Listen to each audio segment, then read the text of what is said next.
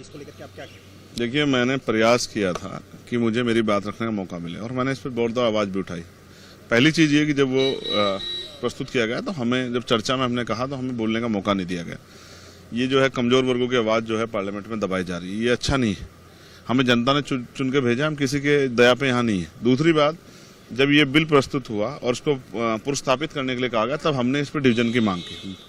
हमने और हमारे साथियों ओवैसी जी ने, तमाम लोगों ने मांग की कि भाई इस पर डिवीजन हो, लेकिन पार्लियामेंट को ओवर रूल करके जो है और उसको जो है उसको जेपीसी में भेजा गया। सवाल ये है, मेरे आज भी याद है, शहीद आजम सरदार भगत सिंह ने कहा था कि किसी भी जज द्वारा जो फांसी की सजा सुनाई गई, अगर उसके पीछे उसकी नीयत हटा ली जाए तो उस जज में और हत्यारे में कोई ज्यादा फर्क नहीं होगा। मैंने पार्लियामेंट में सुना, सरकार ने कहा, स्पीकर भी थे और सरकार के मंत्री भी बोल रहे थे, सरकार के एमपी भी बोल रहे थे कि हम अगर सरकार में आए तो विचारधारा के आधार पर सरकार में आए हैं, तो जिन महान पुरुषों की विचारधारा को हम लोग मानते हैं उन्हीं के अधूरे लक्ष्यों को पूरा करेंगे। क्या सरकार, हमें सोचना है बिना डर के, मैं कह रहा हूँ, क्या सरकार मुस्लिम हितैषी है? सरकार का एक कोई कानून मुस्लिम हितैषी बना है? सरकार ने एक भी योजना मुस्लिम हितैषी बनाई? आपने एजुकेशन का बजट किया, मौलाना अब्दुल कलाम जो है वो योजना थी, फेलोशिप थी, वो आपने बंद कर दी, तमाम मदरसों के एड आपने खत्म कर दिए, कोई उर्दू भर्ती आप लोग करा नहीं रहे हो।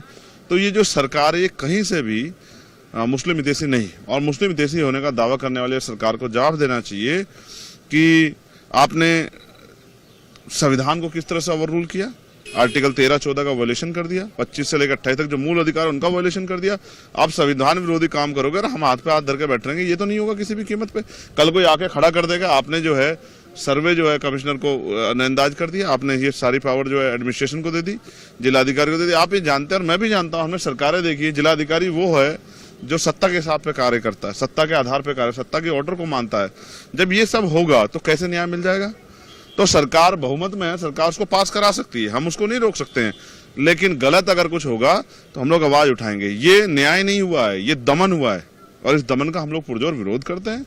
और हम लोग पुरजोर विरोध करते हैं। जेपीसी में जब ये कमेटी बनेगी तब भी हम लोग अपना आपत्ति दर्ज कराएंगे, कॉन्स्टिट्यूशनली भी दर्ज कराएंगे। और जो सरकार ने आज जो दमन करने का प्रयास किया है, स्पेशली मुसलमानों का, मैं कह रहा हूँ जैनों के लिए क्यों नहीं किया आपने? जैनों के देखिए, उनके तीर्थंकरों को किस तरह लूटा जा रहा है, उनको किस तरह से परेशान किया जा रहा है। आप उनके लिए भी जो इलेक्शन के बोर्ड बनाए थे, लेकिन आपकी निष्ठा क्या है? आपकी निष्ठा यह है कि मुसलमानों को कमजोर किया जाए। इस निष्ठा से आप काम कर रहे हैं। इसका खामियाजा बंटवारे के रूप में हमने पहले भी महसूस किया है और पहले ये दर्द सहा है देश ने।